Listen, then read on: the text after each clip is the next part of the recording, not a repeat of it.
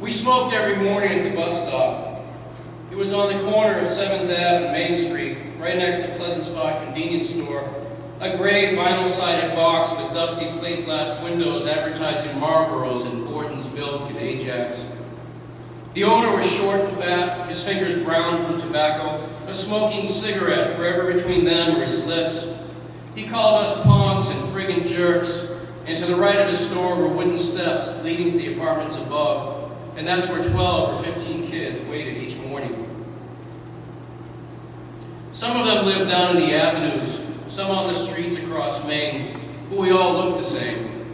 There was Timmy D, a heavy kid with wire-rimmed glasses and thin brown hair.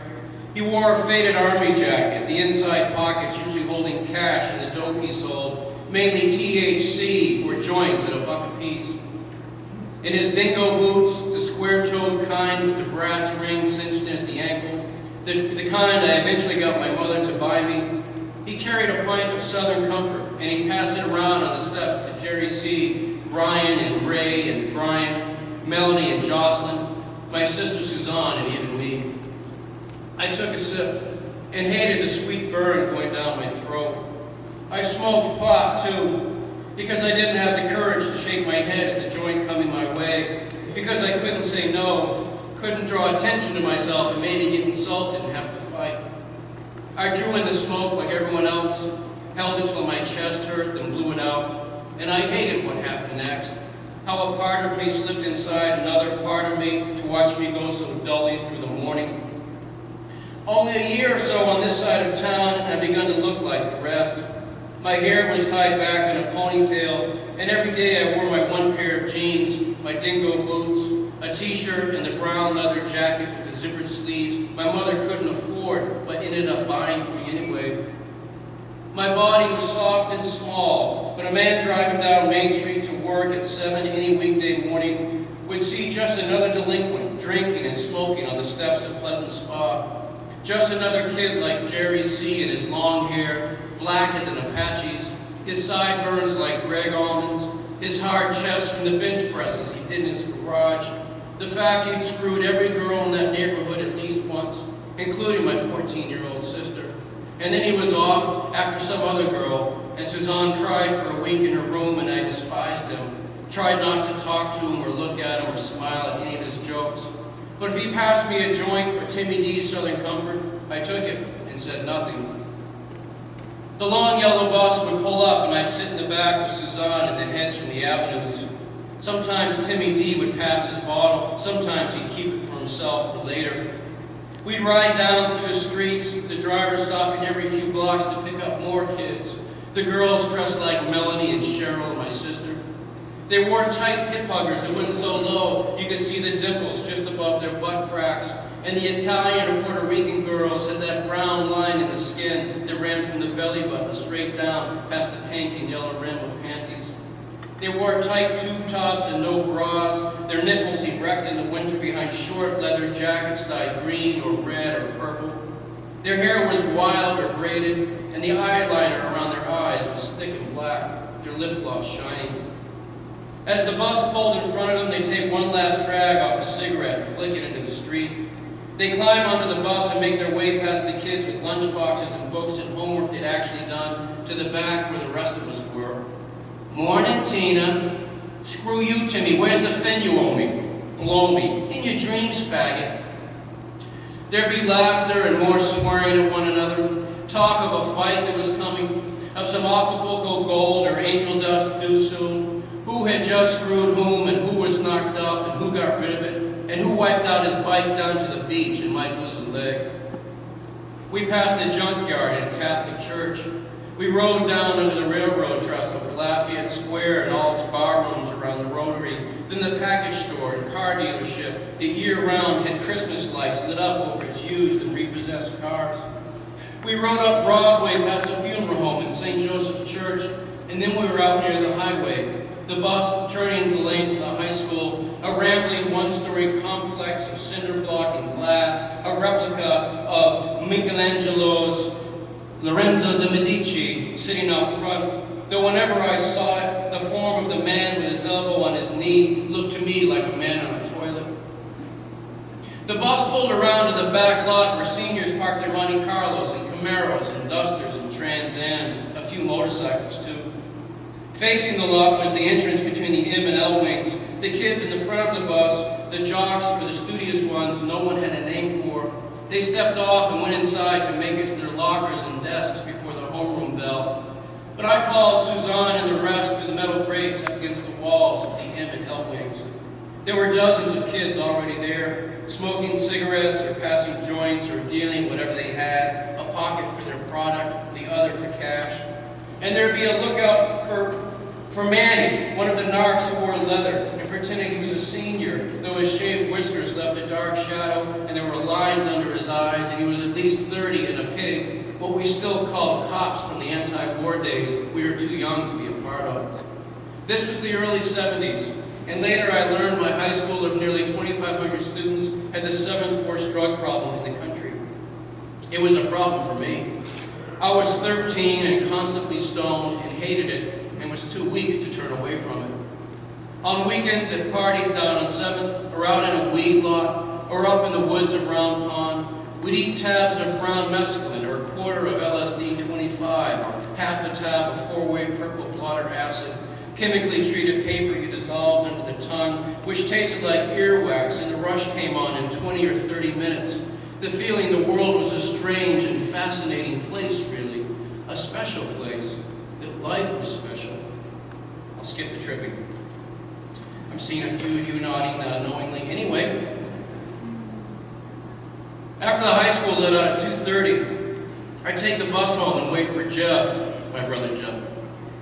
Then he and I would go to Cleary's house down the dirt alley behind our garage. It was a tiny 2-story of 4 rooms and a bathroom. The backyard just big enough for his father's Chevy that we rarely saw him. We saw his mother a lot, a big-breasted woman who started her drinking every morning in tall plastic cups filled with vodka and Pepsi. Some mornings we'd knock on Cleary's door, hear nothing, then walk in over the yellow linoleum of the kitchen in the living room where his mother would be passed out on the couch in front of the TV, her mouth open, the cigarette still burning in the ashtray.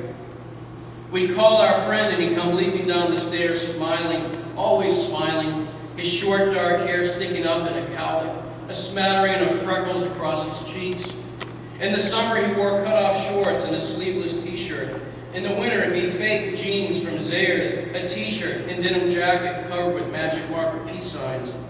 We'd walk half a mile down Main Street past houses built so close together there were no yards.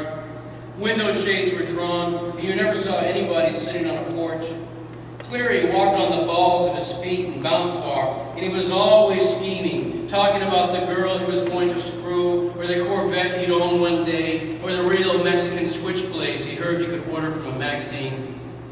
He'd shove you into a mailbox and laugh and start running, and we'd chase him, Jeb's wild, frizzy hair bouncing, my ponytail slapping my back, and we go through GAR Park where, when the weather was warm, Dominican and Puerto Rican families laid out blankets and ate together.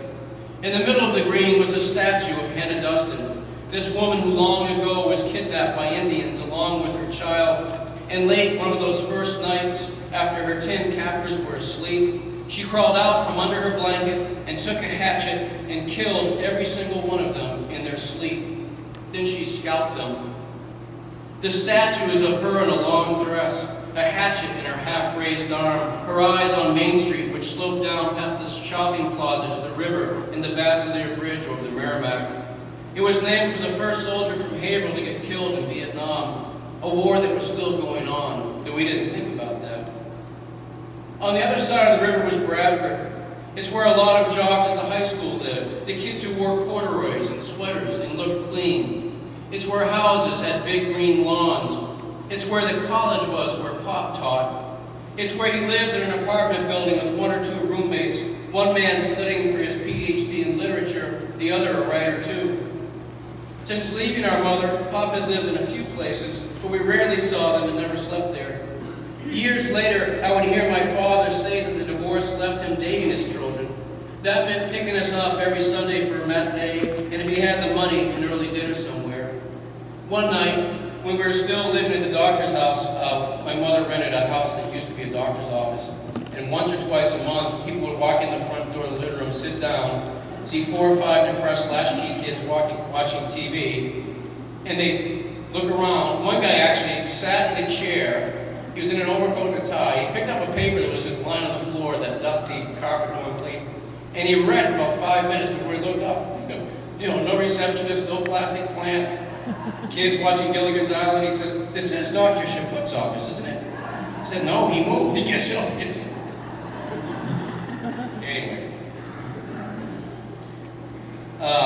One night when we were still living at the doctor's house, I heard Mom on the phone trying to convince Pop that he should start taking out each of us one at a time, that he was never going to know us as individual people if he didn't. I don't know if I cared about that or not, but a cool sweat broke out on my forehead just thinking about being alone with Pop. I'd never been alone with him. What would I say? What would we talk about? What would we do? When Mom got off the phone, she said, "I can't believe it. Your father says he'll be too shy with each of you. He's scared of his own kids." This made me feel better and worse. But once a month, usually a Wednesday night, he'd drive up to the house and take one of us back to his apartment across the river. It was on the 3rd floor of an old brick building covered with ivy. Across the street was a park with a lawn and trees and a gazebo, and you could see it from his bedroom, where his bed was always made and there were shelves of books, and his black wooden desk I remembered from when he used to live with us. Its surface clean and organized, notebooks stacked neatly beside his typewriter, beside his humidor and pipe stand, 6 or 8 of them each with a white pipe cleaner sticking out of the mouthpiece. In his small kitchen we'd cook something, pasta and a quick tomato sauce and garlic bread we warmed in the oven, maybe a bacon and cheese omelet. He probably asked me questions about my life, school, homework, friends. But what I remember is feeling like a liar and a fake. I'd be in a t-shirt and jeans I'd washed earlier so they wouldn't smell like dope. I probably told him I was getting good grades, mostly B's, which miraculously I was. But I left out that I regularly skipped half my classes, slept late, and didn't go to school several days a month. That I was flunking algebra because it was the first class of the morning when I was most high. That Jeb and I and our friend Cleary spent our afternoons looking for a house party where we could get a free buzz. Or we'd be downtown in one of the shops, usually the Army and Navy store, distracting the man behind the register so Cleary could stuff a t-shirt or a pair of socks or wool cap down his pants. Sometimes we'd call the cops on ourselves. One of us would lower his voice and report kids throwing eggs at houses, and we'd give them the street, then run there with eggs in our pockets, and as soon as we saw the cruiser, we'd pelt it and run. One time a cop stuck his head out the window and shouted, "I'll shoot you fucking assholes!" I remember thinking it was really inappropriate he was swearing at us. I didn't think about the shooting until later.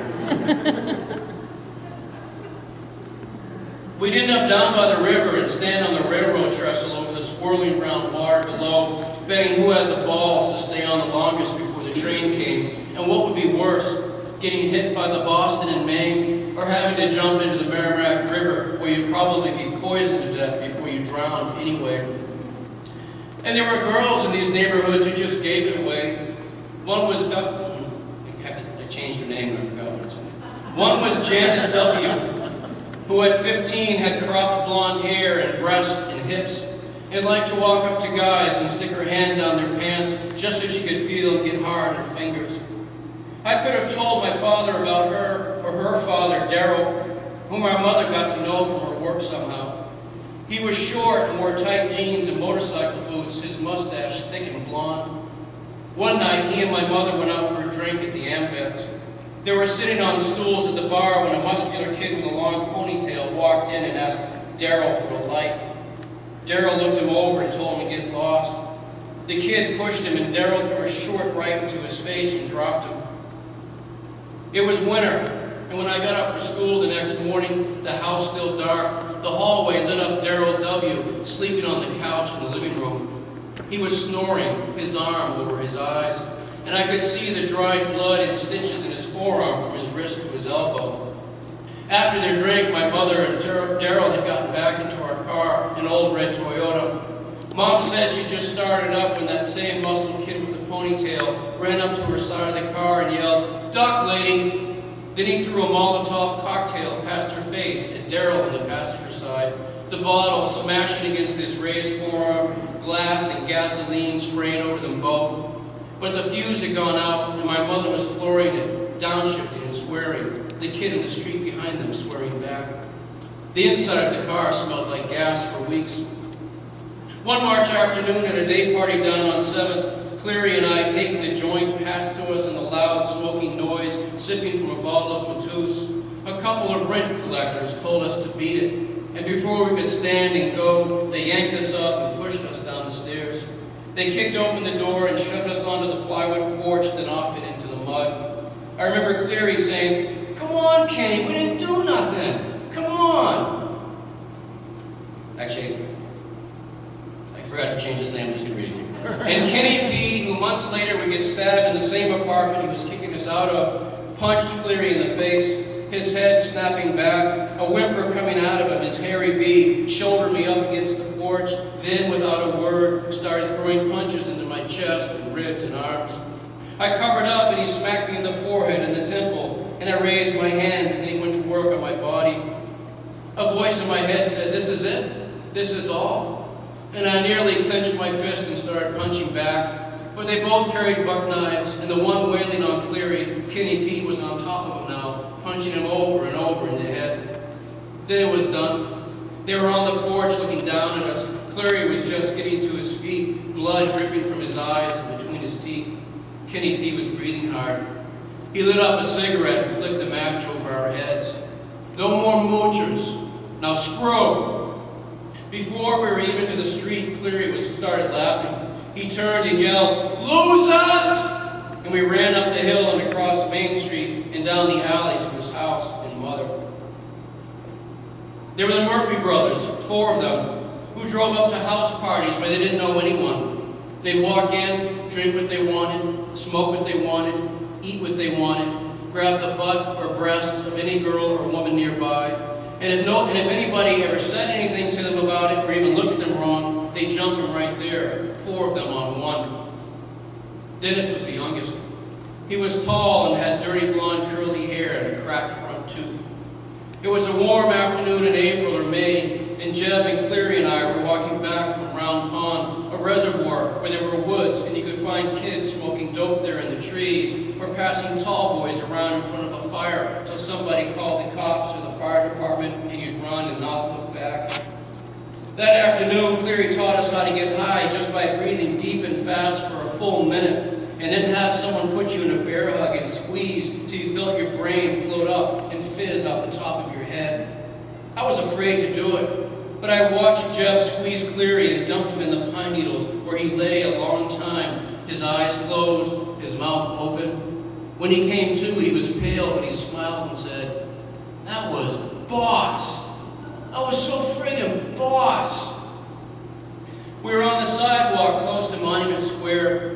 There was a sub shop there between a drugstore and convenience store. Sometimes the owners tossed out a pizza or a sub nobody ever picked up for takeout, and we'd find them in the dumpster out back, still warm and in the box, or wrapped tightly in white deli paper. "Hey, faggots." It was Dennis Murphy. He ran across the street and fell in step with us as if we knew him, as if we were friends. "How's it hanging? Sucking any hog?" We never stopped walking, and he walked with us. He had a light pine branch in his hand, maybe 1.5 feet long, and he was slapping it against his palm as he walked. My heart was beating fast, and my mouth had gone gummy. We were getting close to the square, the gas stations and shops, cars driving around the statue of the Union soldier in the middle of the asphalt. An old woman was walking in our direction on the sidewalk ahead of us. She was short and small. Her hair was white. Even though the air was warm, she wore a thin coat buttoned to the top, and she carried 2 full grocery bags, one in each arm. I started to move to the side. I remember hoping Murphy didn't say anything about sucking hog as we passed her. Her eyes had been on the concrete ahead of her, on where it was cracked and where it was heaved and buckled. But now she looked up at us and seemed to pull her groceries in tighter. And maybe none of us moved to the side because she had to nearly step in the street as we passed. And that's when Murphy flicked his branch out and slapped her face. Her eyes blinking, then tearing up. And he kept walking. We all kept walking. Cleary laughed like he thought it was funny when I knew he didn't. I don't remember what Jeb said or did. but I did nothing. The old woman was yelling something at us. I could hear the shock in her voice, the outrage. She said something about the police and her dead husband. She yelled, "I hope you're proud of yourselves," her voice tremulous. And to walk beside Dennis Murphy for even another heartbeat felt like poison to my own blood. But again, yet again, I did nothing. That small old woman was tougher and braver than I was. I could have told my father that story, but why would I? Thank you very much.